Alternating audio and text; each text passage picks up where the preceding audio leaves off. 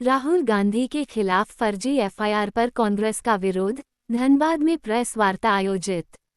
धनबाद, 22 दिसंबर 2024। राहुल गांधी के खिलाफ दर्ज फर्जी एफआईआर के विरोध में धनबाद के हाउसिंग कॉलोनी स्थित कांग्रेस कार्यालय में आज एक संवाददाता सम्मेलन आयोजित किया गया। इस मौके पर प्रदेश कांग्रेस कमेटी के पूर्व अध्यक्ष राजेश ठाकुर ने पत्रकारों को संबोधित करते हुए भाजपा पर तीखा हमला बोला। राजेश ठाकुर ने कहा कि राहुल गांधी के खिलाफ दर्ज एफआईआर पूरी तरह से राजनीतिक साजिश का हिस्सा है। उन्होंने आरोप लगाया कि भाजपा सरकार लोकतंत्र का गला घोंटने और विपक्ष की आवाज दबाने के लिए संवैधानिक संस्थाओं का दुरुपयोग कर रही है।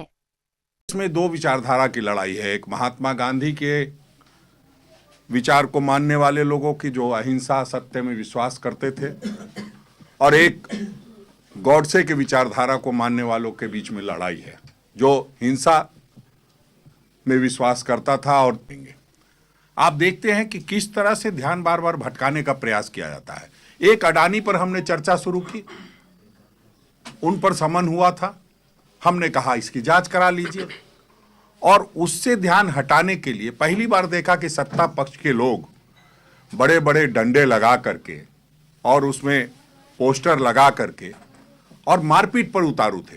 एंट्री गेट पे खड़ा होकर रोकने का प्रयास कर रहे थे, और किस तरह से धक्का मुक्की की गई आदरणीय मल्लिकार्जुन खड़गे जी के साथ, आदरणीय प्रियंका गांधी जी के साथ, वो सब कुछ वहां के सीसीटीवी फुटेज में कैद है।